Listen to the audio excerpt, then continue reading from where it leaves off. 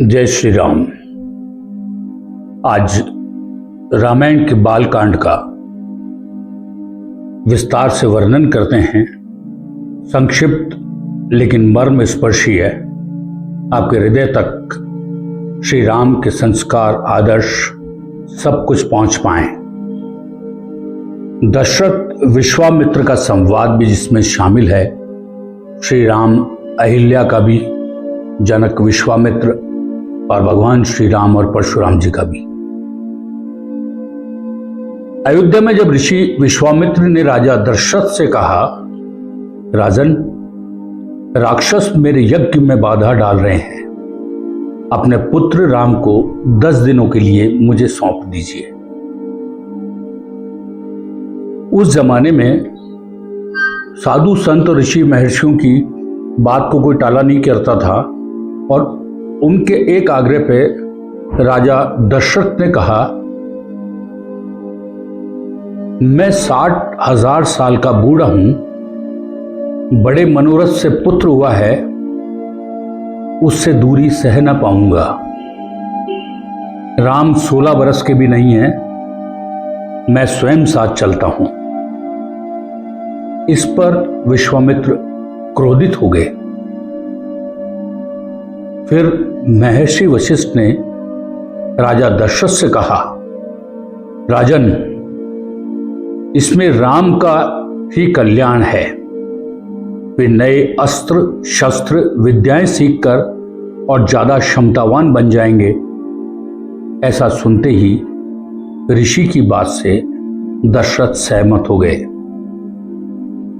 वर्तमान में इससे उलट हो रहा है। माँ बाप अपनी संतान को खतरों से बचाना चाहते हैं और इतने पैम्पर्ड करके रखते हैं, संरक्षण देकर रखते हैं, जिससे वे हर मौका खो देते हैं सीखने का। जब तक पानी में कूदेंगे ही नहीं, तब तक उसकी गहराई का एहसास नहीं हो सकता, ना ही तैरना सीखा जा सकता है। इसके लिए जरूरी है कि हम अपने बच्चों को जो व्यवहारिक जीवन है उसके मैदान में उतरने दें। हमेशा सुरक्षित घेरे में रहेंगे तो मुश्किलों से निपटने में वे कभी भी सक्षम नहीं होंगे। और यही बात आज के दौर में माता पिता को समझनी चाहिए। यदि वो मैदान में गिरेगा नहीं तो उसे पता नहीं चलेगा कि दौड़ने पे गिरते हैं। यदि वो सीढ़ी से गिर गया तो आपने पूरे घर को अधर उठा लिया। सीढ़ी से गिरने पर उसको पता चला कि उसको कूदने से या पानी था या स्लिप हुआ, तो ऐसा करने से उसको कितनी तकलीफ हुई, खून निकले। जब तक तकलीफ और परेशानियों से बच्चों का मुकाबला नहीं होगा, वो ना तो मानसिक तौर पे ना ही शारीरिक तौर पर मजबूत हो सकते हैं। इसलिए जरूरी है कि जिंदगी की प्रैक्टिकल लाइफ के अंदर मैदान में उनको खुलकर बैटिंग करने दें, उनको अच्छे और बुरे का ज्ञान स्वयं होने दें, उन्हें अपने अनुभवों से सीखने दें, तो वो निश्चित रूप से वो सब कुछ सीख पाएगा जो आप संरक्षण देकर भी कभी सिखा नहीं सकते। अब जब भगवान श्री राम और अहिल्या का संवाद था तो श्री राम लक्ष्मण को लेकर विश्वामित्र ऋषि गौतम के आश्रम पहुंच गए। यहां गौतम की पत्नी अहिल्या पति के श्राप की वजह से हजारों वर्षों से अदृश्य रूप से हवा पीकर कष्ट भोग रही। श्री राम के स्पर्श से ही वे प्रकट हो गई।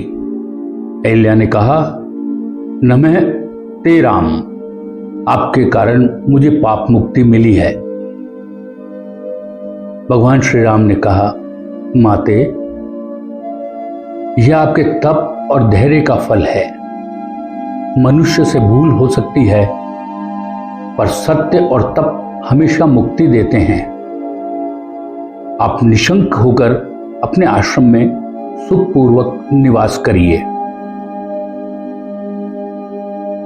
वर्तमान परिप्रेक्ष्य में इसी बात को देखते हैं हम, तो अक्सर लोग अपने जीवन में गलती, अपमान या असफलता के बाद खुद को पूरी तरह खो बैठते हैं और कहीं तो यूं कि वो जिंदगी से हार मान लेते हैं। जबकि यदि वो सफल नहीं हो रहे तो इसके पीछे कोई न कोई कारण है, या तो उनके परिश्रम में कोई कमी है या जिस दिशा में वो परिश्रम कर रहे हैं उसमें कोई न कोई कमी है।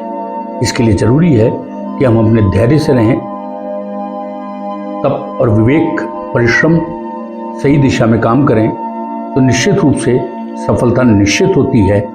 क्योंकि धैर्य के साथ सत्य के मार्ग पर डटे रहने से उन्नति और कल्याण निश्चित है। साथ ही यह भी अटल विश्वास रखें कि नया अवसर मिलना तय है।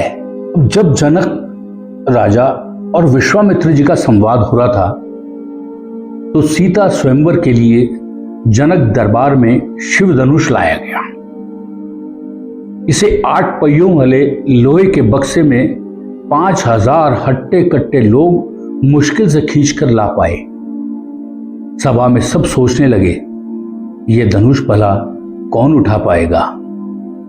राजा जनक ने विश्वामित्र से पूछा, गुरुदेव, आपके साथ जो राम लक्ष्मण है क्या वे भी प्रयास करने चाहेंगे? विश्वामित्र जी मुस्कुराकर बोले, राजन, राम सिर्फ दशरथ के पुत्र ही नहीं हैं, वे असाधारण सामर्थ्य और गहन विनम्रता से संपन्न हैं। उन्हें अवसर दीजिए, वे जरूर सफल होंगे। अक्सर आज के परिप्रेक्ष्य में लोग अपनी क्षमता पर भरोसा नहीं करते हैं। क्या तुम कर पाओगे, इसी शंका से वे अवसर पर अवसर खो देते हैं। खुद पर कॉन्फिडेंस रखें। और एक अंग्रेजी में 2 शब्द है, I can and I do. और कहें तो आई कैन और आई विल, मैं कर सकता हूं और मैं करूंगा। जनक तो शंका में थे कि राम लक्ष्मण ऐसा कर पाएंगे कि नहीं कर पाएंगे, लेकिन विश्वामित्र जी का विश्वास था और उन्होंने राम को अवसर दिलाया। जीवन में इसके लिए सबसे बड़ी सीखने की जो बात है कि आपके जीवन में सही मार्गदर्शन और विश्वास बहुत बड़ी पूंजी है।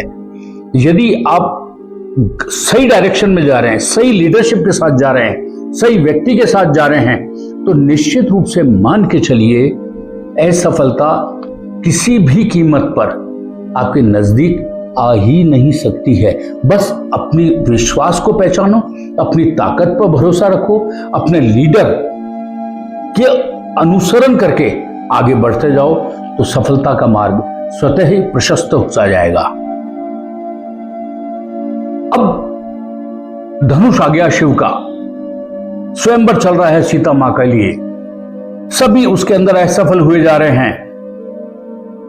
लेकिन जैसे ही सीता स्वयंवर में धनुष टूटने का समाचार परशुराम जी को मिला, वो तिल मिलाए, बिल्कुल गुस्से से क्रोधित हुए, लाल पीले हो रहे परशुराम जी। और उन्होंने वहां जाकर जिस तरीके से बात की और पूछा, महादेव का धनुष किसने तोड़ा है? क्या उस वीर में इतना सामर्थ्य है जो मेरे विष्णु धनुष पर बाण चढ़ाकर दिखा सके? आज उसे इस अपराध का दंड अवश्य दूंगा, निश्चित रूप से दूंगा। भगवान श्री राम ने हाथ जोड़ के विनती करी, उनसे प्रार्थना करी, मैं दशरथ पुत्र राम विनम्रता व आदर से प्रणाम करता हूं आपको। और धनुष उठाकर बाण चढ़ाया। क्षण भर में ही परशुराम जी का तेज शांत हो गया। वे समझ गए ये साधारण राजकुमार नहीं है, बल्कि स्वयं भगवान विष्णु का अवतार है। आज हमें जो जरूरत है, जो चुनौती है हमारे सामने, कोई शक्तिशाली व्यक्ति गुस्से और अपमान में हमें नीचा दिखाए और अपशब्द कहने लगे, तो हमें राम की तरह संयम और विनम्रता बरतनी चाहिए। सम्मान व शांति अहंकार को खामोश कर देती हैं। अपनी क्षमता शब्दों से नहीं, काम से साबित करना जरूरी है। विषय यह है कि हम अपनी ताकत को पहचानें, विनम्रता के साथ में रहें, धैर्य के साथ में रहें। आप देखिए, आज के दौर के अंदर पुत्र यह कहता है कि मेरे माता पिता मेरे साथ रहते हैं। यह दुर्भाग्य है। हिंदुस्तान के अंदर, दुनिया में कभी कोई ऐसी संतान ही पैदा नहीं हुई जो अपने माँ बाप को रख सके। हमेशा माँ बाप ही अपनी संतान को रखते हैं। और यह परिचय भगवान राम का देखिए। भगवान राम ने जब परशुराम जी के सामने थे तो जब अपना परिचय दिया, यह नहीं कहा कि दशरथ मेरे पिता है। उन्होंने कहा, मैं दशरथ पुत्र राम आपको प्रणाम करता हूं। कहने का आशय यही है कि विश्वामित्र जी के अयोध्या आने से लेकर सीता स्वयंवर तक के प्रसंगों में जिंदगी से जुड़ी चुनौतियां के साथ साथ उनका सार्थक व्यवहारिक समाधान शामिल है। इसलिए स्वयं भी आप रामायण का अध्ययन करें। भगवान राम के चरित्र का नियमित रूप से आप जब अध्ययन करेंगे तो आपकी समस्याओं का समाधान और जितने भी आपके दिमाग के अंदर प्रश्न हैं उनका समाधान स्वतः ही निकलता जाएगा। अब भाईजी डिजिटल मीडिया पर लगातार आप रामायण के विभिन्न कांडों का और उससे जुड़ी समस्याएं और चुनौतियों का इसी तरीके से श्रवण कर सकेंगे। तो प्रेम से कहिए जय श्री राम। बालकांड के बाद अयोध्या कांड शुरू होता है और ये अयोध्या कांड में ही सारा स्थिति बिगड़ती है। और यूं कहें तो भरत का मामला, कैकेयी दशरथ का संवाद, कैकेयी मंथरा का खेल, भरत और कैकेयी और श्री राम और भरत। इधर अयोध्या कांड में राज्याभिषेक की तैयारियां चल रही थी, वहां से शुरू होता है और भरत के अयोध्या लौटने तक के प्रसंग उसमें शामिल होते हैं। लेकिन इसमें बहुत कुछ हो जाता है जो जीवन की सच्चाई है। आज आप देखेंगे तो वो सब चीजें आपको अपने इर्द गिर्द और या यूं कहें कि वो हमारे में खुद में वो सब चीजें नजर आ रही है जो हम देख तो रहे हैं लेकिन देखकर आंखें मूंद रहे हैं। और यही कारण है परेशानियों का भी। अब आप देखिए, कैकेयी और मंथरा, इतना बड़ा साम्राज्य, इतने बड़े राजा की रानी और एक जरा सी दासी। अब आप ये सोच के देखिए, भगवान श्री राम का राज्याभिषेक चल रहा था। राज्याभिषेक चलने से पहले राज्याभिषेक की तैयारियां होना, राज्याभिषेक से आशय वही था। और जब राज्याभिषेक से पहले दासी मंथरा ने रानी कैकेयी से कहा, राम राजा बन गए तो आप दासी जैसी हो जाओगी, भरत का अपमान होगा। यहां बीज बो दिया मंथरा ने कैकेयी के। कैकेयी बोली, नहीं नहीं, ऐसा कभी नहीं हो सकता। राम मुझसे बहुत स्नेह करते हैं, वे भरत का भी अनादर नहीं करेंगे। मंथरा कहां मानने वाली थी। उसने कहा, उसने भड़काया, राज्य सत्ता बदलते ही परिस्थितियां बदल जाती हैं। भरत बचपन से अपने मामा के यहां रहे हैं, इसलिए पिता दशरथ का उससे कम स्नेह है। सौतन कौशल्या भी बैर निकालेगी इन कुतर्कों से। कैकेयी का जो मति थी वो भ्रष्ट हो गई और उसमें असुरक्षा और ईर्ष्या के भावना घर कर गई। आज के परिप्रेक्ष्य में इस चीज को देख के चले हम। परिवार, समाज, सोशल मीडिया, जैसे किरदार आज गलतफहमी व ईर्ष्या फैलवाते हैं। कहने का आशय यह है कि आज सोशल मीडिया जिस तरीके से पूरे समाज के अंदर सत्य नहीं होने के बावजूद भी कुछ इस तरीके से अपनी बात को फैलाने की कोशिश करते हैं जिससे वो झूठ जो है वो सच में तब्दील हो जाती है, जिसके परिणाम आप देखने को मिलते हैं। कहीं कहीं विवाद हो गया, कहीं कोई दंगा हो गया, कहीं कोई फसाद हो गया। सबसे जरूरी इतना कुछ होने के बाद भी आप देखिए, सबसे बड़ी चीज है कि भले ही कैकेयी ने की मति को भ्रष्ट कर दिया मंथरा ने, लेकिन कैकेयी ने अपने विवेक का इस्तेमाल नहीं किया। कैकेयी कैसे मान गई कि राम उसको दासी की तरह रखेंगे, कैसे भगवान भरत का अनादर करेंगे। वो तो तब जब रोज मां कौशल्या के पास से भगवान श्री राम रोते सिर्फ इस बात से थे उसे छोटी मां के पास जाके सोना है, और मां कौशल्या ले जाकर सुलाती थी। किस तरीके से स्नेह करती थी उस तक ने विश्वास कर लिया। सिर्फ एक दासी के कहने पर अपने विवेक का इस्तेमाल उसने नहीं किया। जिंदगी में ये मान के चलें, स्व विवेक सबसे बड़ी चीज होती है। आप ये करें या ना करें, इसके लिए यदि आपने किसी से विचार विमर्श किया तो इसकी क्या गारंटी है आपके पास कि वो आपको सही राय देगा और उसकी राय सटीक है या वो अंतिम सत्य है। हमेशा ध्यान रखिए, निर्णय अपने स्व विवेक से लीजिए। भगवान ने हर मनुष्य के अंदर एक ऐसा तंत्र फिट किया है, आत्मा रूपी। आप यदि जिंदगी में कुछ गलत करेंगे तो आपकी आत्मा आपको टोकेगी, और यदि आप जिंदगी में कुछ अच्छा फैसला कर रहे हैं तो आपकी आत्मा प्रफुल्लित होगी। तो अपनी आत्मा को सुने, अपने मन को सुने। मन और आत्मा गलत को गलत कहेगा, सही को सही। निर्णय आपको करना है।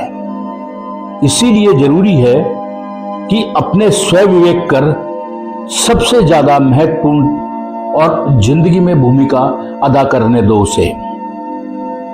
किसी के कहने सुनने भर से कभी भी अपनी धारणा नहीं बनाएं। तथ्य और तर्क के आधार पर फैसले लें। यदि ऐसा नहीं करते तो बहुत ज्यादा दुष्परिणाम आपकी जिंदगी में निश्चित रूप से आएंगे। अब मंथरा ने कैकेयी के पूरी चाबी भर दी। कैकेयी का ब्रेन वॉश हो चुका। कैकेयी अब यह समझने लगी कि राम को सत्ता मिलने पर वो दासी हो जाएगी। राम को सत्ता मिलने के बाद कौशल्या जो है कैकेयी से बहुत दुर्भाग्य और दुर्व्यवहार करेगी, और भरत जो कैकेयी पुत्र है उनका भी बहुत अनादर होगा। अब यह सब चीज भर चुकी थी पूरी तरीके से। बिना किसी विवेक के कैकेयी ने अपने पति और राजा दशरथ के समक्ष पहुंच गई। रानी कैकेयी ने यूं ही सारा खेल नहीं किया। वो पहले कोप भवन में जाकर बैठ गई। कोप भवन में जब बैठ गई, राजा दशरथ को इस बात का पता चला तो राजा दशरथ ने उनसे कहा, जिस राम को 2 घड़ी भी न देखने पर मैं जीवित नहीं रह सकता, उसकी शपथ खाकर कहता हूं, आप जो कहोगे उसे पूर्ण करूंगा। कैकेयी को मना रहे हैं और कैकेयी से कह रहे हैं कि तुम कोप भवन में मत रहो, तुम अपनी बात बताओ, और तुम जो कहोगी मैं उसे मानूंगा। मेरे सबसे स्नेही श्री राम की सौगंध भी मैं कहता हूं इस बात के लिए। कैकेयी का यहां से गेम शुरू हुआ।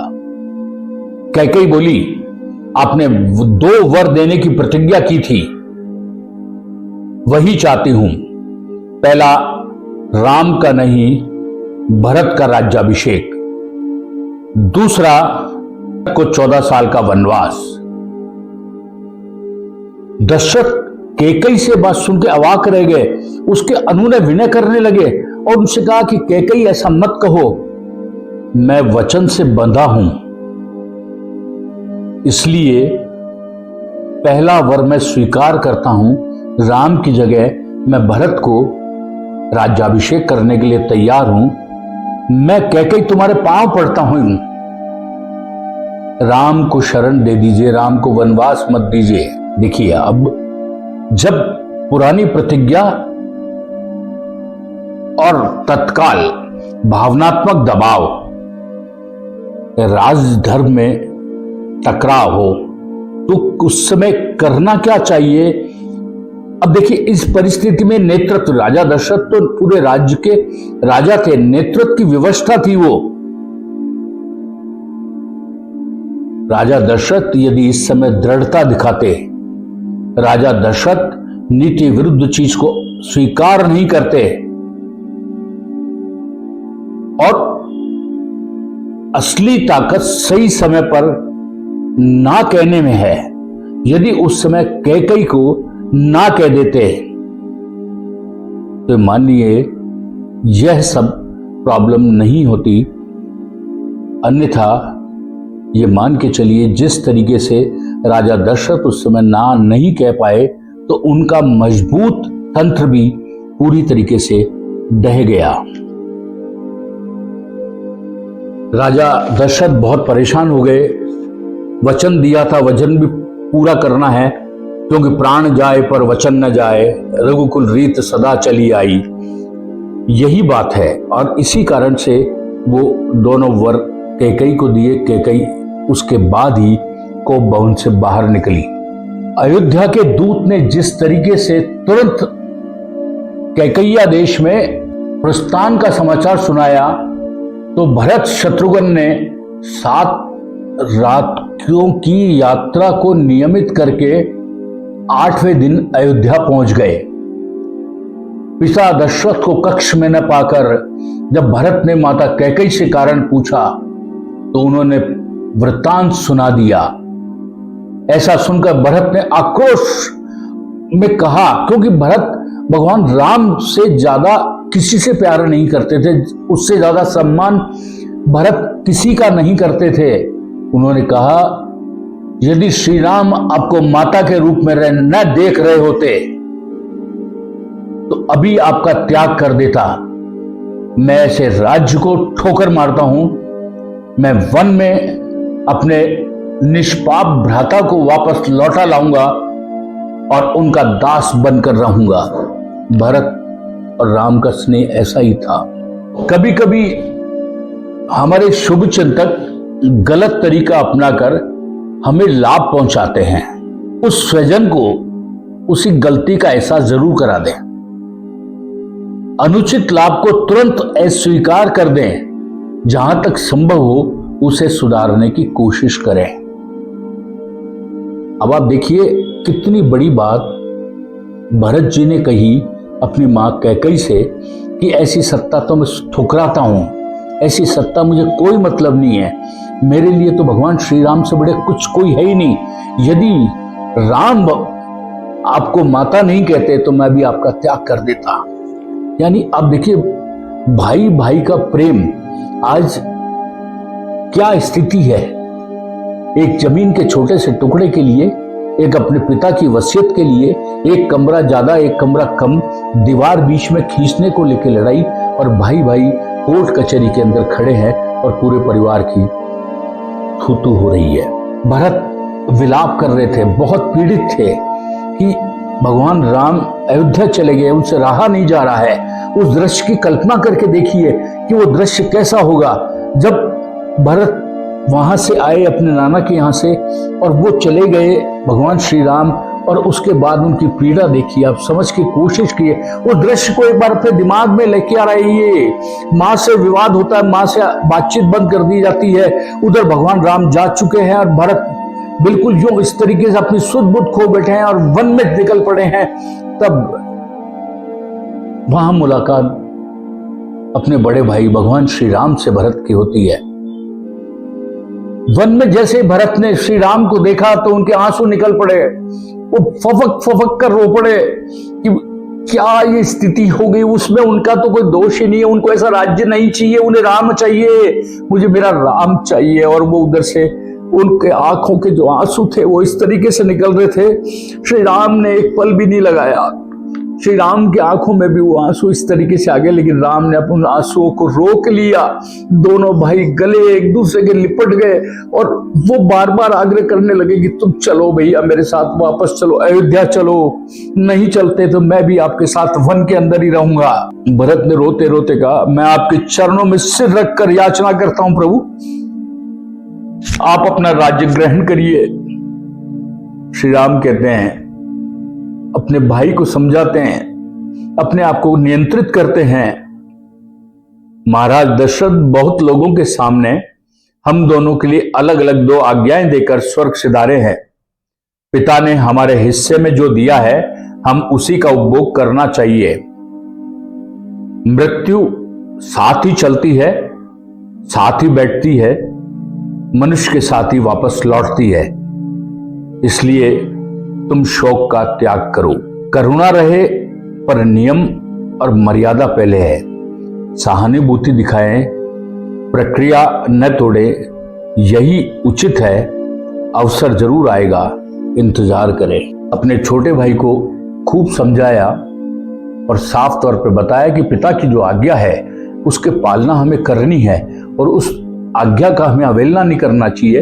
तुम्हारे लिए जो आदेश दिया है उसकी पालना तुम करो, मेरे लिए जो आदेश दिया है उसकी पालना मैं करूंगा। अब देखिए किस तरीके से एक समाज के अंदर किसी के बहकावे में आकर पूरे परिवारों को बखेर दिया जाता है। कभी भी जिंदगी में कान के कच्चे नहीं हो। आज परिवार का बिखराव हो रहा है, वो सिर्फ कान के कच्चे होने के कारण हो रहा है। हम किसी चीज का क्रॉस वेरिफिकेशन नहीं करते, सुनी सुनाई बातों पर भरोसा करते हैं। ऐसा नहीं करिए, ये सब चीजें मुश्किलें पैदा करती है। नहीं तो हर घर के अंदर ये टूटन, ये बिखराव की स्थिति पैदा होती है। आज भाई भाई से लड़ रहा है, किसके लिए? उस भौतिक संपदा के लिए जो उसकी भी नहीं होने वाली है। जो कोई संपदा है वो यहीं रह जाएगी, कोई भी मृत्यु पर अपने साथ लेकर नहीं जाएगा। लेकिन एक जरा सी संपत्ति के लिए हम अपने भाई और भाई के साथ अदालत के अंदर जो जितने निम्न स्तर पर गिर सकते हैं हम गिर के उस संपत्ति को पाना चाहते हैं। लानत है ऐसी संपत्ति पर। ऐसे भाई की यदि हम संपत्ति को खाने की सोच रहे हैं तो छोड़िए, क्या रखा है वो आप सोच के देखिए इस बात को। कैकेयी की मति भ्रष्ट हो सकती है। कैकेयी कोप भवन में जाके पति से वो 2 वर मांग लेती है। राजा बेबस थे, राजा ने वो 2 वर दिए और अपने प्राण त्याग दिए। वो किसी भी ऐसी परिस्थिति को सहन ही नहीं कर पाए। इसलिए कभी ऐसी स्थिति आए तो अपने स्व विवेक का पूरा ध्यान रखें। निर्णय लेते समय वैसा ही रखें, कहीं ऐसी चीज ना हो जाए कि कोई बहुत बड़ा नुकसान हो जाए। भगवान श्री राम का चरित्र, आदर्श और नेक नियति का और एक समाज को दशा और दिशा देने का रहा है। कैसे क्या चीज करनी है इसके सब के नियम कायदे तय हैं। हम उसका अनुसरण करें और अपने जीवन को खुशहाल बनाने की कोशिश में सदैव लगे रहें। जय श्री राम। भगवान राम का जन्म होना राक्षसों के वध के लिए गुरु के द्वारा उनको लेके जाने की अर्ज महाराज दशरथ से करना, दशरथ का ना करना और ऋषि का कुपित होना, वहां से लेकर राम जानकी के विवाह, धनुष तोड़ने को लेकर भगवान परशुराम जी से जो संवाद हुआ उसे लेकर, उसके पश्चात जो स्थितियां बनी, भगवान राम को वनवास हो गया। मंथरा ने कैकेयी के कानों को इस तरीके से भर दिया कि उसकी मति भ्रष्ट हो गई और उन्होंने राजा दशरथ से वो 2 वर मांग लिए जो उन्होंने पहले दिए थे। राजा दशरथ ने प्राण जाए पर वचन न जाए की रीत को निभाते हुए दोनों वचन दे दिए। पहले वचन में था राम का वनवास और दूसरा था भरत का राज्याभिषेक। भरत अमूमन तौर पे अपने नाना के घर रहा करते थे। जैसे ये सूचना उनको मिली, 7 रात लगातार चल के 8वें दिन वे जब पहुंचे अयोध्या के अंदर और अयोध्या को सूना पाया, और सूनी अयोध्या पाकर जब उन्होंने यह जानकारी हो चुकी थी कि मेरे प्रभु श्री राम को वनवास हो गया, माता सीता भी और भैया लक्ष्मण भी साथ गए, भरत उनको वापस लाने के लिए चल दिए, पूरा अयोध्या नगरी भरत के पीछे पीछे, तीनों माताएं भी साथ। कैकेयी खुद अपनी गलती का एहसास कर रही थी। भरत के मन में मां के प्रति बहुत बुरी स्थितियां पैदा हो चुकी थी, लेकिन वो सिर्फ किन्हीं कारणों से चुप रहे, नहीं तो उन्होंने साफ तौर पे कहा था कि मैं आपका त्याग करने में एक वक्त, एक सेकंड, एक पल भी नहीं लगाता। सब छोड़कर, अयोध्या का राजपाट छोड़कर वो चल पड़े वन की ओर, जिस वंश के रास्ते से भगवान प्रभु श्री राम वनवास की ओर गए। मां सीता, भैया लक्ष्मण, भरत रोते जा रहे हैं, चलते जा रहे हैं। सारी अयोध्या की धरती, अयोध्या की जो प्रजा है वो रो रही है, भरत जी के पीछे पीछे चले जा रही है, किसी भी तरीके से भगवान मान जाएं। भगवान से जब मिलन हुआ तो दोनों गले मिलकर इतने रोए, प्रभु आप वापस चलिए। लेकिन प्रभु श्री राम ने अपने पिता की आज्ञा का पालन करने के लिए अपने छोटे भाई भरत को भी कहा और स्वयं भी उसी का अनुसरण करने के लिए कहा। भरत उदास मन से तय कर चुके थे कि वो सिंहासन सिर्फ प्रभु श्री राम का है, उस पर कोई दूसरा नहीं बैठ सकता है। भगवान के खड़ाऊ को लेकर अपने सिर माथे के ऊपर रखकर सारे अयोध्या वासियों के साथ अयोध्या लौट गए। सिंहासन पर खड़ाऊ विराजमान थी और भरत ने स्वयं भी 14 वर्ष का एक तरीके से वनवास ले लिया, अपना राजपाट महल सब छोड़ दिया। इधर भगवान लक्ष्मण जी और मां जानकी पूरी तरीके से वनवास की पालना के लिए उसमें जुट गए, और जिस तरीके की स्थितियां बनी, आप देखिए, सोच के देखिए, राक्षसी शूर्पणखा ने वन में भगवान श्री राम को जब देखा, इतनी मोहनी मूरत देखी, तो राक्षसी ने प्रभु श्री राम से विवाह का प्रस्ताव ही रख दिया। प्रभु श्री राम से उसने कहा, वीर राम, प्रभु राम, आप मेरे पति बन जाओ।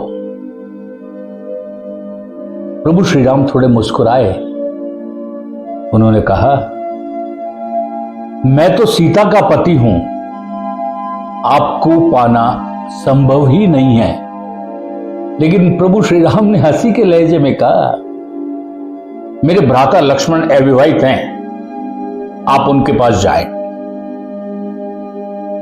लक्ष्मण जी के पास में सब मामला आया और कहा कि मैं तो प्रभु का दास हूं, क्या तुम दास की पत्नी बनना चाहोगी? प्रभु राम सर्वगुण संपन्न हैं, उनके पास जाइए वापस। इसी बीच शूर्पणखा ने सीता पर हमला कर दिया और लक्ष्मण जी ने क्रोधित होकर उसकी नाक ही को काट डाला। इस पूरे प्रसंग के अंदर समझने वाली जो बात है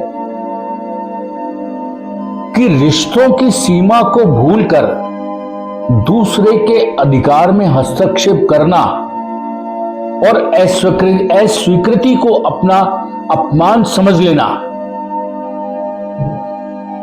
तो सीधा सा है।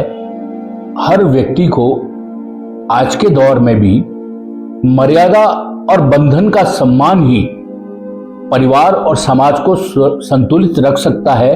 इस बात को समझना चाहिए। यदि मर्यादा नहीं है और बंधन का सम्मान नहीं है तो ये मान के चलिए कि उस परिवार का कोई भी वैल्यू नहीं है। अस्वीकृति की गरिमा के साथ स्वीकारना ही जीवन की परिपक्वता है। अब शूर्पणखा कटा हुआ नाक बिल्कुल अपना लेकर रोती बिलखती वापस लंका की ओर चले गई। रावण का जो षड्यंत्र था, रावण ने जब अपनी बहन का यह दृश्य देखा और बहन बिलख बिलख कर कह रही थी कि मुझे मेरे अपमान का बदला लेना है और मेरे अपमान का बदला तुम इसी तरीके से ले सकते हो भैया, उस वनवासी की पत्नी सीता का अपहरण करके मुझे उसका बदला लेना है, मुझे ये करके दो। रावण का षड्यंत्र रचा। रावण षड्यंत्र को पूरा करने के लिए राक्षस मारीच स्वर्ण मृग का रूप धारण करके सीता के सामने आ गया। मां जानकी ने भगवान श्री राम से कहा, प्रभु इस स्वर्ण मृग ने मेरा मन मोह लिया है, आप इसे ले आइए ना।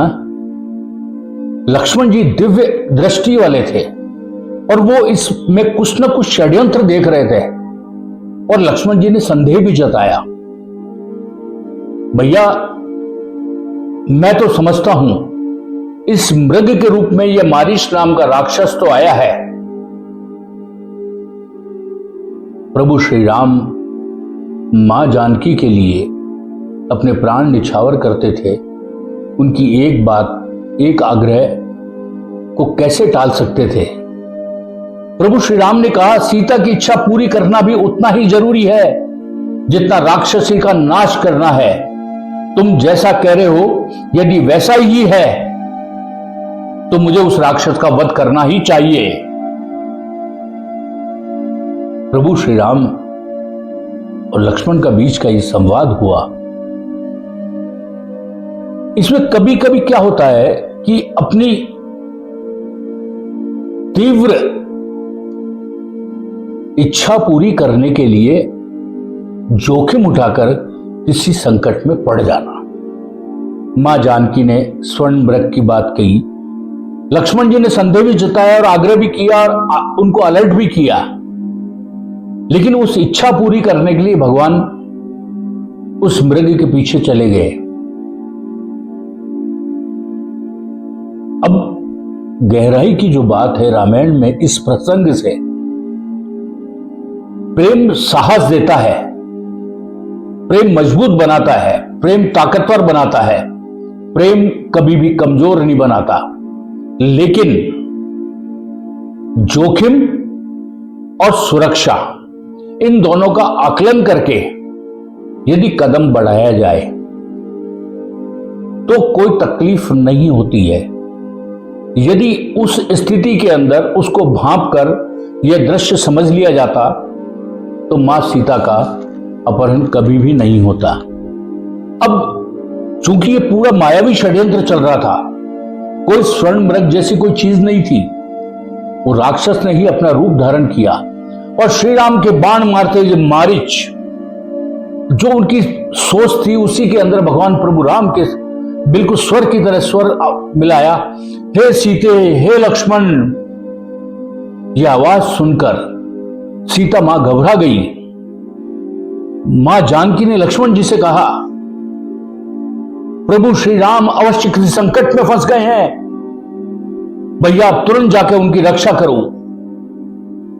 लक्ष्मण जी तो दिव्य दृष्टि थे, उन्होंने कहा, नाग असुर गंधर्व और देव दानव मिलकर भी प्रभु श्री राम का कुछ नहीं कर सकते, यह राक्षसी माया है। सीता मां प्रभु श्री राम के प्रेम में किसी बात को सुनने को तैयार नहीं थी। उन्हें वो आवाज वो ही लग रही थी, हे सीते हे लक्ष्मण हे भ्राता। वो देख रही थी भगवान प्रभु राम के संकट में फंस चुके हैं और लक्ष्मण बिना बात के तर्क दे रहा है और उन तर्कों से मां जानकी संतुष्ट नहीं थी। बार बार जब ये कहा गया कि लक्ष्मण तुम जाओ, विवश होकर लक्ष्मण जिस दिशा से आवाज आ रही थी उस दिशा की ओर प्रस्थान कर गए। सवाल यह है कि संकट में तुरंत अपने धैर्य को खो देना वह परिस्थिति का आकलन किए बिना ही कोई निर्णय सुना देना। मां सीता ने अपना धैर्य खोया, उस परिस्थिति को ना समझा और लक्ष्मण जी को भेज दिया। सवाल यह है, आज के परिप्रेक्ष्य में भी वो सामयिक है। हर संकट असली नहीं होता है, क्रिएटेड भी होते हैं। जिस तरीके से अभी आप देख रहे होंगे कि झूठ को बार बार कहा जाता है और वो झूठ को सच साबित करने की कोशिश की जाती है, खासकर ये राजनीतिक मामलों के अंदर काफी कुछ देखने में मिलता है देश के अंदर। और जब इस तरीके के झूठ बोल बोल के उसको सच साबित करके सत्ता हासिल करने की जब बात आती है, लेकिन जब मामला अदालतों और सुप्रीम अदालत तक जाता है, उसकी सच्चाई की पड़ताल होती है, तो सब मामले फुस से निकलते हैं, क्योंकि वह झूठ की इमारत पर खड़े हुए थे। ठीक इसी तरीके से कि धैर्य जो है, हर संकट जब असली नहीं होता, ये जिस तरीके की बातें माहौल फैलाई जाती है, ये असली नहीं होती है। और उसको यदि सोच के कोई डिसीजन कर लिया जाए तो क्या होता है, लेकिन सच्चाई सामने आती है जब मामला अदालत में जाता है और पर्दा उठता है। इधर मां सीता के कहने पे लक्ष्मण जी चल दिए जिधर से आवाज आ रही थी, और यहीं से रावण का मायावी खेल शुरू जो चल रहा था वो आगे बढ़ गया। श्री राम लक्ष्मण के कुटिया से दूर जाते ही रावण साधु के वेश में सीता के समीप आया। मां सीता को बरगलाने और बहलाने की कोशिश की। रावण ने कहा, हे सुंदरी, आपके अंगों की कांति स्वर्ण के समान है। आप मेरी पटरानी बने, लंका में दिव्य और मानुष भोगों का उपभोग करें। मां सीता ये सुन के अवाक रह गई और सीता ने कहा, मैं तन मन प्राण से अपने पति प्रभु श्री राम की अनुरागिनी हूं। तुम एक सिहार और मैं सिंगनी हूं। मैं तुम्हारे लिए सर्वथा दुर्लभ हूं। यह सुनकर गुस्से से भरे रावण ने सीता का हरण कर लिया, मां जानकी का हरण कर लिया। मां जानकी का हरण करके वो लंका की ओर बढ़ गया। शक्तिशाली व्यक्ति जो होता है, अपने धन और पद के प्रलोभन से वो स्थितियां पैदा करता है ताकि वो सब चीज उसे हासिल कर सके। सवाल यह है कि हमें किसी की निष्ठा और धर्म किसी भी प्रलोभन से बड़े हैं। मूल्य छोड़कर मिला हुआ सुन क्षणिक है, लेकिन सिद्धांत के लिए उठाया गया कष्ट ही स्थायी विजय देता है।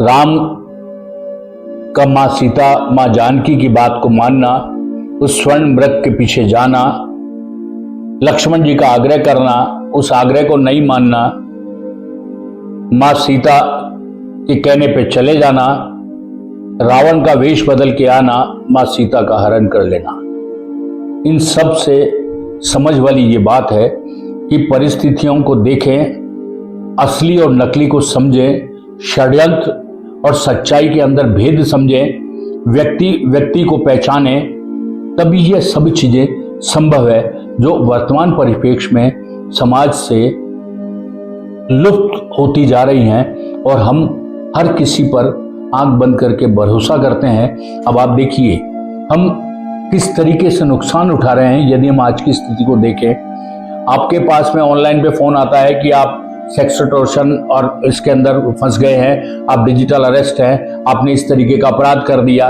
लेकिन सच्चाई वो नहीं होती है। लेकिन आपाधापी के अंदर वो जो पैसा मांगते हैं उसको दे देते हैं और बहुत बड़ी ठगी का शिकार हो जाते हैं। वहां आपको अपने विवेक से काम करना है, अपने धैर्य से काम करना है, अपने संयम से काम करना है, तो आप इन सब संकटों से बच सकते हैं। रामायण महाग्रंथ है, रामायण जीवन की सीख है, रामायण एक जीवन चरित्र है। भगवान राम, मां जानकी, दिव्य लक्ष्मण जी, अनुज भरत जी, शत्रुघ्न जी, तमाम रामायण के जितने भी नायक हैं, उन सब से कुछ न कुछ सीख ऐसी मिलती है जो हमें जीवन जीने के लिए प्रेरित करती है। जरूरत सिर्फ हमें इतनी सी है कि हम उन सब चीजों को समझें और रामायण का न केवल अध्ययन करें बल्कि रामायण का श्रवण भी करें और रामायण की जो चीजें हैं, नीति है, सिद्धांत है, उनको आप अपने जीवन चरित्र में ढालने की कोशिश करें। राम के होने की कोशिश तो कीजिए, अपने को राममय करने का प्रयास तो कीजिए, अपने आप को प्रभु श्री राम को चरणों में अर्पित तो कीजिए। फिर देखिए जीवन के अंदर खुशहाली ही खुशहाली है। तो एक बार हृदय के अंतःकरण से प्यार से और प्रेम से बोलिए जय श्री राम। अरण्य कांड में के बाद में किष्किंधा कांड में यहाँ पहली बार प्रभु श्री राम की हनुमान जी से भेंट होती है। यहीं से क्रम शुरू होता है और बाली के वध तक के प्रसंगों के बीच में बाली और भगवान श्री राम के बीच में बातचीत, श्री राम और सुग्रीव जी के बीच में बातचीत और भगवान राम और उनके प्रिय भक्त हनुमान जी के बीच में बातचीत का जिक्र है। श्री राम अपने छोटे भाई लक्ष्मण से पंपा सरोवर पर सीता की खोज में भटक रहे थे। तभी हनुमान जी साधु वेश में आए और मधुर वाणी में उनसे कहा और पूछा, आप कौन हैं? जिनका तेज सूर्य जैसा है, मुख शांति से भरा है। राम ने कहा, देखो लक्ष्मण, इस वानर की भाषा कितनी मधुर है, इसके वाक्य कितने शुद्ध और विचार के कितने स्पष्ट हैं। इसका हृदय धर्म और विद्या से भरा है। भगवान राम ने कहा, हे वानर श्रेष्ठ, तुम्हारी वाणी ने मुझे मोहित किया है। तुम में ज्ञान, विनम्रता और शील तीनों है। मैं तुम्हें मित्रता का प्रस्ताव देता हूं, स्वीकार करो। और यूं कहूं तो मैं तुम्हें मित्र मान चुका। हम अक्सर लोगों को आज के परिप्रेक्ष्य में उसके पहनावे, स्थिति या पृष्ठभूमि से आंकते हैं और हमेशा धोखा खा जाते हैं। असली पहचान व्यक्ति के कर्म और विचारों से होती है, न कि उसके बाहरी रूप से। स्पष्ट और नम्र वाणी ही भरोसे और रिश्ते की असली नींव होती है। भगवान श्री राम और हनुमान जी के बीच में बातचीत हुई, दोनों के बीच में मित्रता का प्रस्ताव था, वो स्वीकार हो गया और दोनों के बीच में ये बात थी कि किस तरीके से उनकी वाणी, उनकी विनम्रता, उनके गुणों के कारण प्रभु श्री राम ने हनुमान जी को स्वीकार किया। हनुमान जी के जरिए ही अब बात आगे बढ़ती है, क्योंकि भगवान राम को लंका जीतनी है और मां सीता को वापस लेके आना है। उसमें सुग्रीव की अहम भूमिका है। अब हनुमान जी ने भगवान श्री राम को सुग्रीव जी से मिलवा दिया। श्री राम ने कहा, अपनी पत्नी सीता को रावण से मुक्त कराने निकला हूं। सुग्रीव यह सुनकर प्रभु से बोले, मेरा भाई बाली ने मेरा राज्य और पत्नी छीन ली है। अब आपकी व्यथा और मेरी व्यथा आपकी, हम एक दूसरे की मदद करेंगे। और उन्होंने मित्रता का संकल्प कर लिया। प्रभु श्री राम ने कहा, मित्र और उसके धर्म की रक्षा मेरा कर्तव्य है। अब आपका शत्रु मेरा शत्रु है। सुग्रीव बोले, जैसे ही मुझे राज्य मिलेगा, मेरी पूरी वानर सेना आपकी पत्नी सीता की खोज में लग जाएगी। अकेले संघर्ष करते करते आदमी थक जाता है, इसलिए बेहतर है उचित समय पर भरोसेमंद साथी को खोजा जाए। बड़ी से बड़ी चुनौतियां अकेले हल नहीं होती है, सहयोग से ही असली ताकत और ईमानदारी, वचनबद्धता जरूरी होती है। अब आप देखिए, भगवान श्री राम को वहां जीतना था। उन्होंने सुग्रीव को यह ऑफर दिया और सुग्रीव को ऑफर देने के बाद में ये सारी कहानी आगे बढ़ी और श्री राम और सुग्रीव की दोस्ती भी हो गई। अब प्रभु श्री राम की मित्रता पाकर सुग्रीव अपने भाई बाली को युद्ध की चुनौती देने चले गया। बाली की पत्नी तारा कहती है, आप वैर भाव छोड़कर श्री राम के साथ सौहार्द और सुग्रीव के साथ प्रेम संबंध स्थापित कर लो। बाली की पत्नी बाली से कह रही है कि ये सब छोड़ो, प्रभु की शरण में जाओ, सुग्रीव से अपना जो भाई वाला नाता है उसको मजबूत करो। बाली ने कहा, आपने मेरे प्रति आपका स्नेह दिखाया है और भक्ति का भी परिचय दिया है। अब जाइए, घबराहट छोड़ दें। आगे बढ़कर सुग्रीव का सामना करूंगा और उसका घमंड चूर चूर कर डालूंगा। आपको कुछ और कहने की जरूरत नहीं है, मैं युद्ध में उसे हरा कर ही लौटूंगा। अहंकार जब हो जाता है, जिसमें अपनों की बात भी नहीं सूझती है, तब अक्सर इस अहंकार के कारण ही सब कुछ इंसान खो देता है। क्योंकि अहंकार और संघर्ष के बजाय संवाद और सलाह का रास्ता अपना लिया जाए तो सारी प्रॉब्लम खुद ब खुद सॉल्व हो जाती है।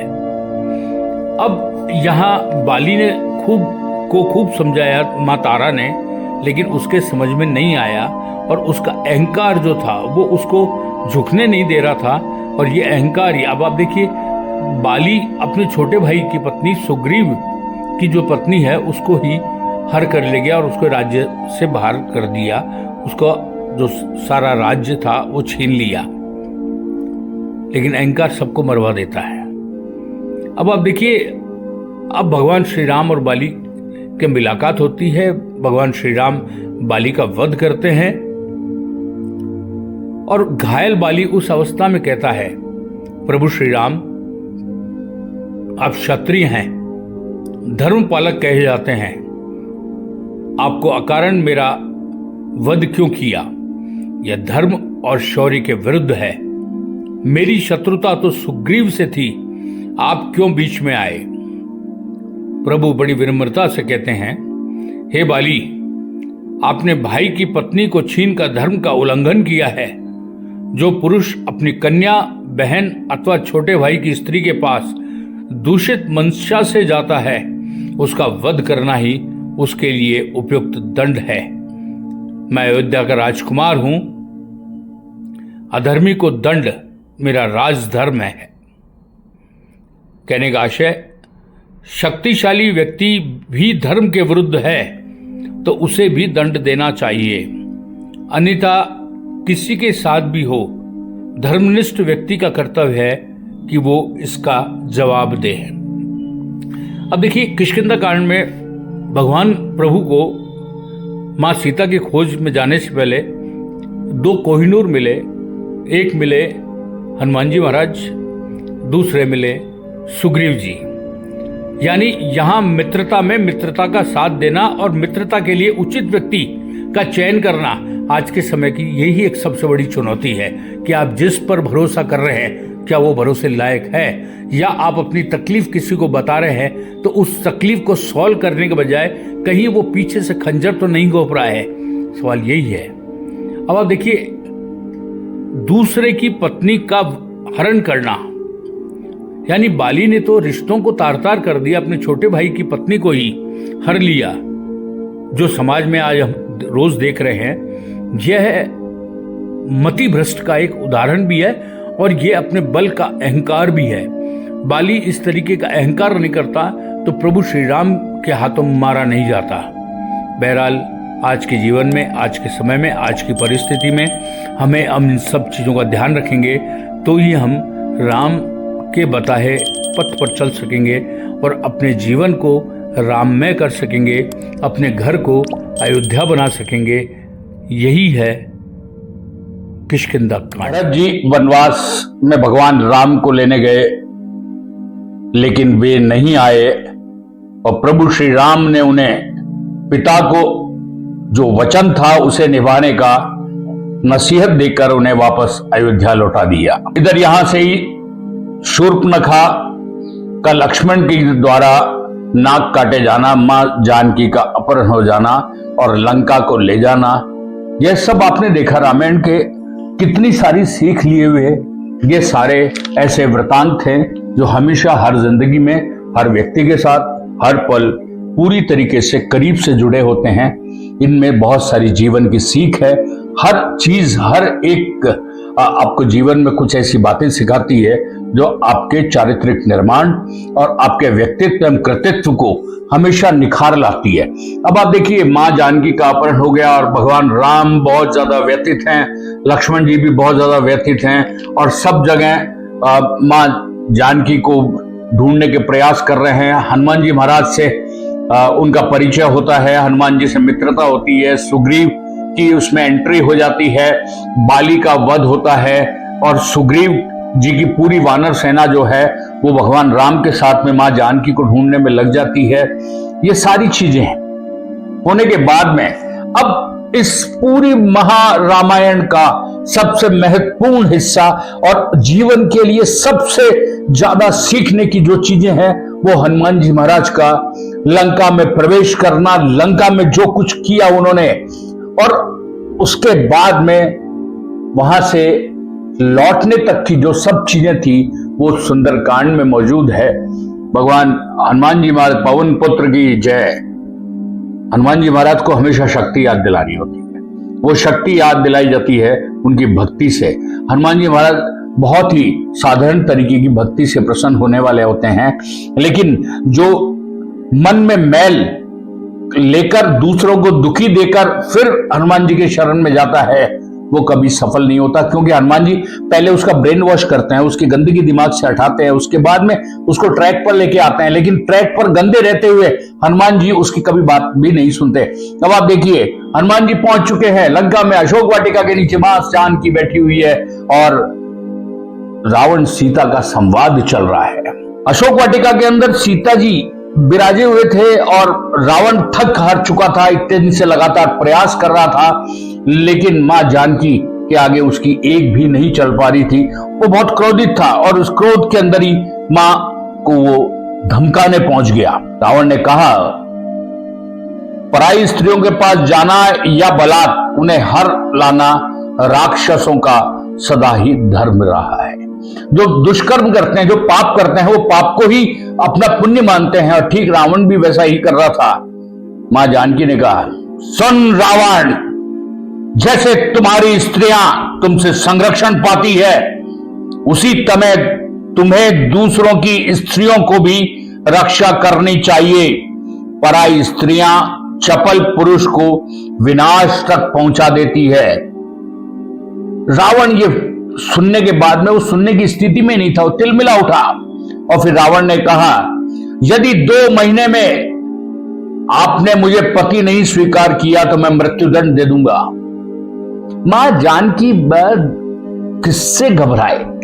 जिसके पति प्रभु श्री राम है, परम पिता है, वो रावण जैसे व्यक्ति से घबराए, उसकी धमकियों से घबराए? रावण तो उसके मां सीता ने जो एक तिनका मात्र सामने रख दिया था, वो तिनके को ही पार नहीं कर सका, तिनके से ही लड़ नहीं सका। मां जानकी को पाना कभी संभव नहीं था रावण के लिए, ये तो प्रभु लीला थी। रावण कितना ही डरा रहा था, कितना ही धमका रहा था, मृत्युदंड दे दूंगा, लेकिन मां सीता ने जो कहा वो देखिए आपकी आंखें खोल के रख देगा। भले ही मेरे प्राण चले जाए पर मुझे यह स्वीकार नहीं। यानी साफ तौर पर कि विवाहिता का जो धर्म है वो पति के प्रति, उसके प्रति कोई किसी भी तरीके का छल कपट या लोभ देकर उसे पाने की कोशिश करे, उस स्त्री का धर्म है कि वो उसे तुरंत प्रभाव से अस्वीकार कर दे। जो गलत है उसके सामने किसी भी दबाव में कभी नहीं झुकें। सत्य और संयम सत्ता और भय से कहीं अधिक शक्तिशाली है। मर्यादा की रक्षा ही धर्म है।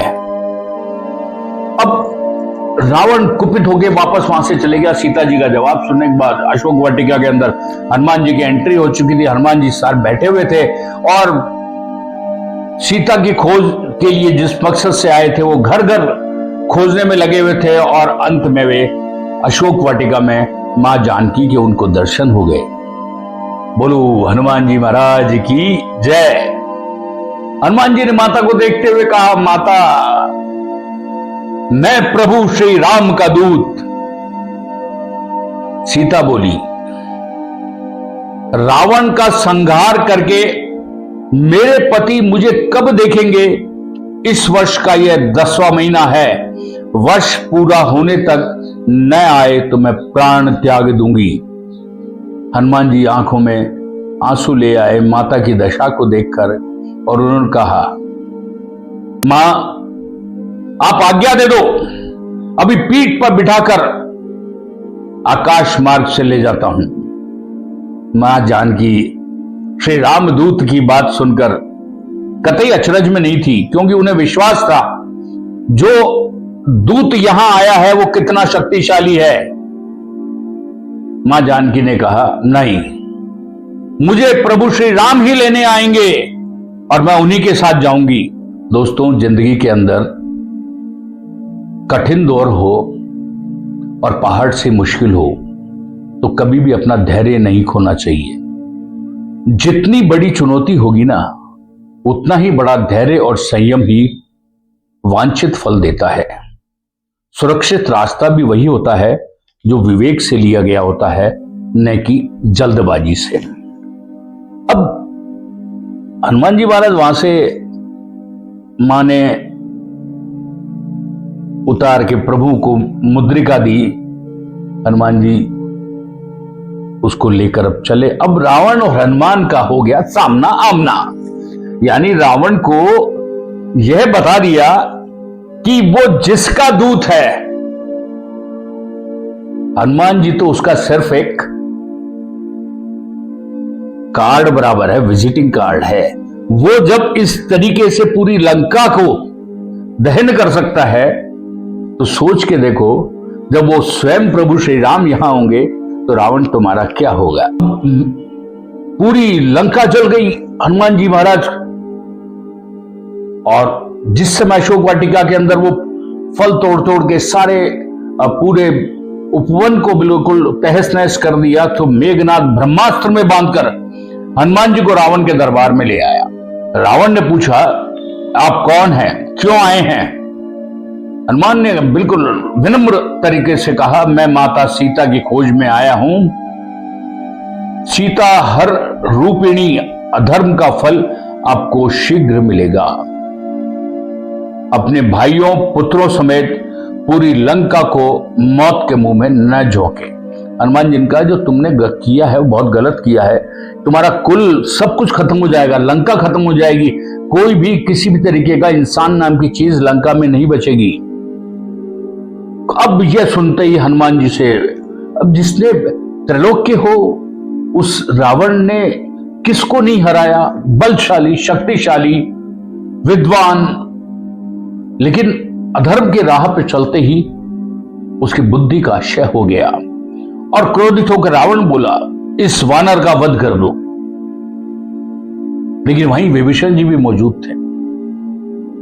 विभीषण ने रावण से कहा, श्रेष्ठ राजा दूत का वध नहीं करते। दूतों के लिए अंग भंग करने, कोड़ों से पीटने, सिर मुड़वाने व चिन्ह दागने जैसे दंड उचित हैं। धन, बल, शक्ति या मद के सत्य का बात सुनने समझने का संकट है। रावण ने अपने अहंकार के अंदर फैसला सुना दिया। हर राय में सुधार का एक बीज होता है। एक कहीं तो रावण ने वध का ऑर्डर दिया, विभीषण जी ने उन्हें समझाया और फिर उनके अंग भंग करने का फैसला हुआ। तो कहने का आशय यह है, जिंदगी के अंदर भी यदि कोई सुझाव दे रहा है तो उस सुझाव के एट ए ग्लांस ही हमें रिजेक्ट नहीं करना, हमें उसको देखना होता है कि इसके ऊपर विचार किया जाए। हर राय में जो दी उसमें सुधार का बीज तो है ही, संवाद से हल निकलता है। क्रोध में कोई भी रहे, संवाद से उसका समाधान निकाला जा सकता है। चिंतन के आगे के बारे में सोच पाए तो नुकसान से बच जाएंगे। यदि रावण वध करने की सोच लेता और वध करने के प्रयास करता तो आप सोचिए हनुमान जी महाराज क्या करते, किसी ने कल्पना भी नहीं की थी। लेकिन विभीषण जी की एक राय से सारी स्थिति बदली। अब हनुमान जी यहां से पूरी लंका को तहस नहस कर दिया, सारा पूरे उजाड़ दिए, सर वन को तोड़ दिया और पूरे घरों में आग लग गई, लंका सोने की जल गई। और फिर हनुमान जी महाराज मां सीता के पास जाते हैं, मां मुझे आज्ञा दीजिए मैं वापस जाऊं और भगवान श्री राम को लेकर आपको साथ यहां से लेकर जाएं। मुझे कुछ ऐसी पहचान दे दीजिए ताकि मैं भगवान को दे सकूं। अब जिस तरीके से हनुमान जी महाराज ने भगवान राम की मुद्रिका लाके पहचान स्वरूप मां सीता को दी, मां ने भी अपने कंगन उतार के दे दिए और वो लौट गए। जब लंका दहन करके हनुमान जी महाराज किष्किंधा लौटे तो सीता जी का समाचार श्री भगवान श्री राम को सुनाया। हनुमान जी का प्रभु मैं माता सीता से मिला, वे आपके वियोग में अत्यंत दुखी हैं। जब मैंने आपकी मुद्रिका उन्हें दी थी उनकी आंखें चमक उठी। भगवान श्री राम ने कहा हनुमान आपने असंभव को संभव कर दिया। अकेले 100 योजन लंबा समुद्र लाग कर लंका पहुंचना, जानकी से मिलना, उनका समाचार लाना, यह कार्य देवताओं के लिए भी कठिन है। आपकी कीर्ति युगों युगों तक इस जगत में रहेगी। आप किसी के अच्छे सहयोगी बनकर चमत्कार कर सकते हैं, बशर्ते भावनात्मक जुड़ाव हो और भरोसा रहे। आपका विश्वास ही उनकी सबसे बड़ी ऊर्जा बन जाता है। जिस तरीके से भगवान श्री राम ने अपने दूत हनुमान जिसे मित्रता के रूप में स्वीकार किया, उन पर भरोसा किया और उस भरोसे का फल ये मिला कि हनुमान जी लंका तक पहुंच गए, तहस नहस कर आए। अपना भगवान राम आ रहे हैं वो विजिटिंग कार्ड देकर आ गए। कहने का आशय सिर्फ ये है कि सबसे बड़ी चीज तो नीति विरुद्ध कोई भी चीज जो है उसे किसी भी दबाव में स्वीकार नहीं किया जाना चाहिए और किसी भी तरीके से निर्णय लेने में कोई जल्दबाजी कभी नहीं करनी चाहिए। जितनी बड़ी चुनौती होगी, जितना बड़ा धैर्य और संयम होगा, उसका फल भी उतना ही मीठा होगा। और आप देखिए जिस तरीके से हनुमान जी ने लंका में प्रवेश से लेकर उन्हें वापस लौटने तक में जितने कुछ किया, उसका एक एक चीज को आप देखेंगे तो वो देखेंगे कि मैनेजमेंट के अंदर कितनी चीजों की जरूरत होती है। अब आप देखिए हनुमान जी ने लंका जलाई, तेल भी रावण का, लंका भी रावण की जली, तबाही भी रावण की हुई, हनुमान जी का 1 रुपया भी नहीं लगा। यह है गुड मैनेजमेंट। और हर परिस्थिति के अनुसार अपने निर्णयों को बदलना, निर्णयों को लेना, यह भी एक बहुत बड़ा मैनेजमेंट है। इसलिए ही मां जानकी ने रावण से कहा था जैसे तुम्हारी स्त्रियां तुमसे संरक्षण पाती है, वैसे ही दूसरों की स्त्रियों की रक्षा भी करनी चाहिए। उन्होंने कहा कि मैं अधर्म की तुम्हारी कोई बात स्वीकार नहीं करूंगी, मुझे प्राण त्यागना मंजूर है, लेकिन तुम जैसे व्यक्ति को कभी स्वीकार नहीं कर सकती, क्योंकि मैं प्रभु श्री राम की पत्नी हूं और एक पत्नी किसी दूसरे के प्रति विचार तक भी अपने दिमाग में नहीं ला सकती है। राम भक्तों, रामायण कोई साधारण ग्रंथ नहीं है। रामायण नित्य प्रति अध्ययन, अपने जीवन के उन्नति, अपने व्यक्तित्व और कृतित्व के विकास के लिए सबसे अमूल्य धरोहर है। राम, मां जानकी, लक्ष्मण जी, शत्रुघ्न जी, भरत जी, कौशल्या जी, सुमित्रा जी, उर्मिला जी, राजा दशरथ स्वयं, महर्षि विश्वामित्र, वशिष्ठ जी, तमाम तरीके के जितने भी रामायण के पात्र हैं, नायक हैं, वो सभी कुछ न कुछ इस तरीके से रोल मॉडल हैं सोसाइटी के लिए। हमें हर किसी से कुछ ना कुछ यदि सीखेंगे तो आप मान के चलिए, आपकी तरक्की को रास्ता कोई भी बाधक नहीं बन सकता। आपके परिवार में कभी कोई संकट नहीं आ सकता।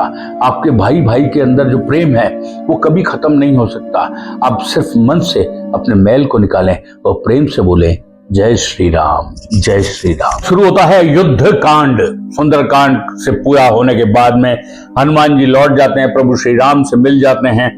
उसके बाद अब रामायण के आगे के जो कांड है वो निकलते हैं, जिसमें प्रभु श्री राम और विभीषण का भी संवाद होता है। जब वो विभीषण अपने भाई रावण से परेशान होकर शरण में आता है भगवान राम की, फिर उसके बाद में लंका की ओर प्रस्थान होता है, तब समुद्र अपना रास्ता नहीं देता, तो भगवान श्री राम और समुद्र देव के बीच में भी बातचीत होती है। लक्ष्मण जी इंद्रजीत का वध करते हैं और उसके बाद में श्री राम और रावण का मुलाकात होती है। यानी विभीषण जी के शरण में आने से लेकर रावण वध तक के प्रसंगों में हमारी जिंदगी से जुड़ी चुनौतियों के समाधान भी शामिल हैं। अब आप देखिए प्रभु श्री राम और विभीषण जिस तरीके से बात कर रहे हैं, रावण ने जब विभीषण जी का त्याग कर दिया और उनकी सलाह नहीं मानी और मारने की बात करी, तो वो विभीषण जी तुरंत प्रभाव से वहां से चले गए और प्रभु राम की शरण में आ गए। प्रभु राम से मिले तो राम प्रभु से कहा उन्होंने, मेरा जो भाई है रावण है, लंकेश है, वो अधर्मी हो चुका हुआ, अहंकार में डूबा हुआ है, मैं आपकी शरण में आया हूं, मुझे आप स्वीकार कीजिए। अब वहीं सुग्रीव जी भी मौजूद थे, वो कह रहे थे प्रभु ये मायावी खेल है, ये शरण में आके कुछ इस तरीके का खेल कर सकता है, मौका पाकर हमें वैसे ही मार देगा जैसे उल्लू कौओं का काम तमाम कर देता है, इसे मार डालना ही उचित रहेगा। प्रभु श्री राम अंतर्यामी, साक्षात विष्णु का अवतार, दुनिया को एक लीला रच रहे हैं प्रभु श्री राम। वो लीला भी इस तरीके की कि हर व्यक्ति की जिंदगी के अंदर ये सब चीजें होगी, तब आपको अपने डिसीजंस क्या रखने हैं। यही तो रामायण की खासियत है, यही तो रामायण की सीख है। इसलिए भरोसे देने वाला ही असली ताकतवर होता है। संकट में पड़े इंसान को अपनाना इंसानियत की असली कसौटी में शरणागत को स्वीकारना ही धर्म है। यानी आपकी शरण में जो आ गया वो आपका यदि नुकसान करना भी चाहेगा तो कभी सफल नहीं हो सकता, क्योंकि शरण देने वाला ही हमेशा शक्तिशाली होता है, बलशाली होता है। श्री राम प्रभु ने विभीषण का अपने मित्रता के रूप में स्वीकार कर लिया। और जब देखिए कूटनीति का खेल, प्रभु श्री राम तो अंतर्यामी दूरदृष्टि हैं, उनको पता था कि यदि लंका पे विजय पानी है तो सबसे पहले चीज उनका जो भाई शरण में आया है, जिसको वहां से निकाल दिया, उसको विभीषण कह के संबोधित नहीं किया, उन्होंने लंकेश कह के संबोधित किया। अब विभीषण जी ने सुना कि लंकेश किसको बोला प्रभु श्री राम ने, उन्होंने इधर उधर कहीं देखा, चारों ओर देखा, कहीं रावण स्वयं तो नहीं आ गया, तो उन्होंने कहा कि लंकेश तो मेरे जो भाई हैं वो है, मैं तो लंकेश हूं ही नहीं, लंकेश तुम ही होगे, राज तुम्हें ही मिलेगा। यानी उनके दिमाग के अंदर ये उपज बैठा दी कि अगला राजा लंकेश का, लंका का वो होगा। अब वो पूरी ताकत के साथ में लग गए। ये यहाँ जो इनकी स्ट्रेटेजी थी, देखिए प्रभु श्री राम से बड़ा कोई भी रणनीतिकार नहीं हुआ, तो उन्होंने इस स्ट्रेटेजी के तहत उन्हें स्वीकार किया, उन्हें लंकेश कह के संबोधित किया, उन्हें अपने पास वाले आसन पे बैठा के बातचीत करी। यानी अब उन्हें पूरा विश्वास हो गया। और यही एक असली चीज है, दुश्मन के ऊपर जब वार किया जाता है तो उसमें दुश्मन के लोगों को भी अपना बनाकर साथ चला जाता है। अब आप देखिए भगवान श्री राम अयोध्या के लिए रवाना हुए, समुद्र देव से खूब आग्रह अनुग्रह विनय किए, वहीं उनसे कहा कि हमें समुद्र का मार्ग दे दीजिए ताकि वानर सेना लंका पार कर सके। 3 दिन तक खूब प्रार्थना करते रहे, लेकिन समुद्र देव ने सुनी नहीं है उनकी प्रार्थना को। अब भगवान यहां क्रोधित हो उठे और बाण उठा लिया, यदि समुद्र देव मार्ग नहीं देंगे तो मैं इन्हें सुखा दूंगा। धर्म यह नहीं कि विनती करते रहें और कोई उत्तर ना दे। अब इससे प्रभु से इस बात से धनुष उड़ गया, समुद्र सूख जाएगा, जो इतने जीव इस समुद्र के अंदर हैं वो मर जाएंगे। अब समुद्र देव घबरा चुके थे पूरे, क्योंकि प्रभु श्री राम का गुस्सा और उसके बाद उनका बाण उठा लेना, और बाण उठाने के बाद वो वापस नीचे नहीं बैठ सकता, वो तीर तो चलेगा ही चलेगा। अब समुद्र देव पूरी तरीके से घबराए हुए, उन्होंने कहा प्रभु मैं तरल हूं, स्थिर मार्ग नहीं बना सकता, पर आपको सेना में नल हैं जो विश्वकर्मा जैसे गुणों से संपन्न है, वे 100 योजन लंबा पुल बना सकते हैं। देखिए जो समुद्र देव ने बात कही और उसके बाद उन्होंने बताया कि आपके तो साथ में जो चल रहे हैं वो सब विश्वकर्मा है, वो पुल बना देंगे 100 योजन का, तो कहीं कोई दिक्कत ही नहीं आएगी। हमेशा धैर्य जरूरी है, लेकिन सही समय पर निर्णायक कदम उठाना भी जरूरी है। धैर्य भगवान ने 3 दिन विनती करी, नहीं माने तो फिर निर्णायक कदम अपना धनुष उठाया कि अब युद्ध हो जाए, समुद्र को सुखा दिया जाता है।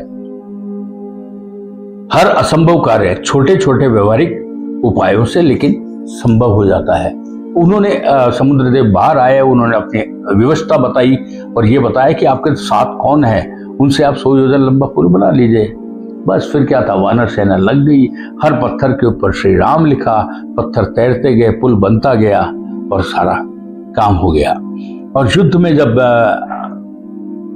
अब चल दिए लंका की तरफ और युद्ध में जब रावण की सेना पराजित होने लगी तो अब रावण के सामने संकट हो गया। उसने अपने सबसे बलशाली और मायावी पुत्र इंद्रजीत, यानी मेघनाथ का नाम इंद्रजीत, को रणभूमि में भेज दिया। इंद्रजीत ललकारा, क्योंकि इंद्रजीत बहुत बलशाली था, बहुत ताकतवर था।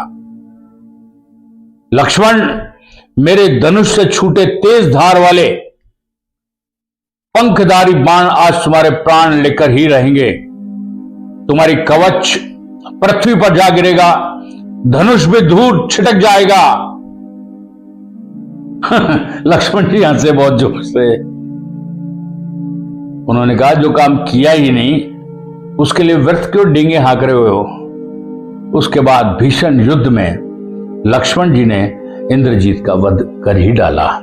यानी कहने का आशय है, तैयारी पर फोकस किया जाए कि जिंदगी में सफलता पानी है तो पहले तैयारी पे फोकस किया जाए। हम डींगे नहीं आके, हम बड़ी बड़ी अपनी जो फैंकालॉजी हम लोग करते हैं कि हम वो कर दिया, हम ये कर दिया, हम इतने बजे हैं, वो कभी नहीं करना चाहिए। उससे क्या है कि अपनी एनर्जी को खत्म हो जाता है। अपनी एनर्जी जो है वो इंसान की, वो खुद को साबित करने में नहीं, खुद को बेहतर बनाने में लगानी चाहिए, ताकि जब आप बेहतर हो जाएंगे तो खुद ही साबित हो जाएगा। एक्चुअल में हम लोग क्या करते हैं, हम लोग कोई काम करने से पहले ही उसका इतना हल्ला मचा देते हैं कि वो होता हुआ काम भी नहीं होता, क्योंकि उसमें बहुत सारे अवरोधक आ जाते हैं। कहने का आशय यह भी है कि हर सफलता, हर खामोशी शांति से करी जाए, सफलता हासिल की जाए, तो आपकी जो सफलता है वही चिल्ला चिल्ला के बोलती है, आपको कुछ बोलने की जरूरत ही नहीं पड़ती। जीवन के अंदर इस बात का ध्यान रखें, जब तक आप अपने लक्ष्य को हासिल नहीं कर रहे, उसका प्रोपेगेंडा नहीं करें, शांतिपूर्वक लक्ष्य को हासिल कर लें अपनी योजना के तहत। उसके बाद जब आप सफल होंगे तो वो आपने जो लक्ष्य हासिल किया है वो खुद आपको बेहतर साबित करने के लिए खुद चिल्ला चिल्ला के बोलेगा। बस यही तो याद रखने वाली बातें होती है।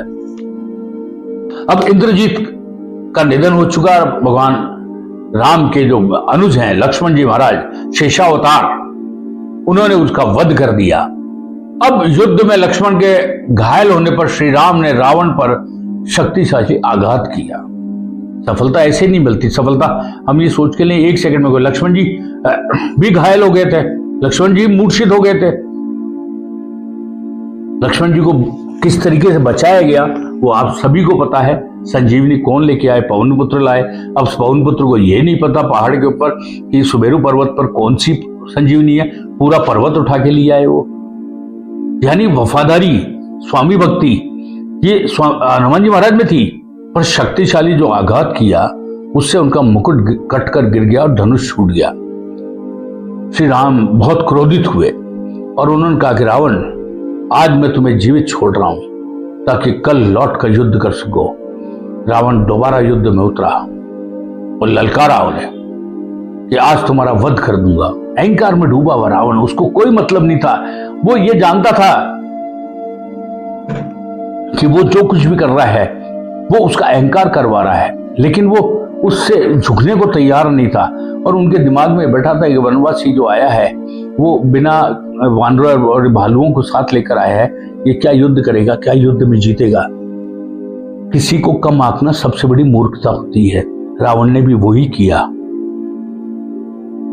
प्रभु श्री राम ने कहा, निशाचर, पर स्त्री का अपहरण करके स्वयं को शूरवीर समझते हो, तुमने अपनी मृत्यु खुद बुलाई है। श्री राम और रावण के बीच दिन रात युद्ध चलता है और प्रभु श्री राम रावण को हमेशा तक के लिए शैया पर सुला देते हैं। अब देखिए आज के युग में भी क्या हो रहा है, वर्तमान परिप्रेक्ष्य में भी गलती नहीं मानने वाले का अंततः नष्ट होता है। यदि किसी ने कोई गलती करी तो एक गलती को बचाने के लिए हम 100 झूठ बोलते हैं और उन 100 झूठ पे पर्दा डालने के लिए 100 झूठ और बोलते हैं। यदि हम पहली बार में अपनी गलती स्वीकार कर लें तो हमें इतनी झूठ पे झूठ, झूठ पे झूठ, झूठ पे झूठ बोलने की जरूरत नहीं पड़े, क्योंकि झूठ के पांव नहीं होते, पकड़ में आ जाती है वो। इसलिए गलती हो तुरंत स्वीकार करो और उस गलती को छिपाने का प्रयास कभी नहीं करें और जिंदगी के अंदर कभी अहंकार नहीं करें। आप कितनी बलशाली, शक्तिशाली धन बल है आपके पास में, लेकिन उस शक्ति का आप बिल्कुल अहंकार नहीं करें। और जिद आपके दिमाग के अंदर कोई बैठ जाती है, अपना ईगो, आप कहते हैं मेरे को तो इसने ऐसा कह दिया, वैसा कह दिया, इसने मेरी बेइज्जती कर दी 4 लोगों में, और आपने हट कर ली, तो आप उसको तबाह करने के लिए सबसे पहले खुद तबाह हो जाओगे सारे। इसलिए सबसे बड़ी बात है कि हम संवाद के जरिए अपनी हठ धर्मिता को छोड़कर बिल्कुल एक टेबल पे बैठ के अपनी बात को दूर करेंगे, एक दूसरे को सुनेंगे, गलती कहाँ हुई है उसका एहसास करेंगे। गलती आपकी है, आप विनम्र होकर झुक जाइए, क्षमा मांग लीजिए, गलती उसकी है, वो झुक जाएगा, तो ये स्थितियां कभी नहीं बनेगी। और वरना स्थिति का आप अंदाजा खुद लगा सकते हैं। युद्धकांड में आप देखिए कि विभीषण जी भी शरण में आ गए, समुद्र देव ने भी भगवान श्री राम का क्रोध देख लिया, यहाँ लक्ष्मण जी मूर्छित हो गए, तो भगवान श्री राम की जो पीड़ा थी वो कितनी दर्दकारी थी आप सोच सकते हैं। लेकिन लक्ष्मण जी ने मेघनाथ, जिसे इंद्रजीत कहा जाता है, रावण का पुत्र था, उसको भी मार डाला।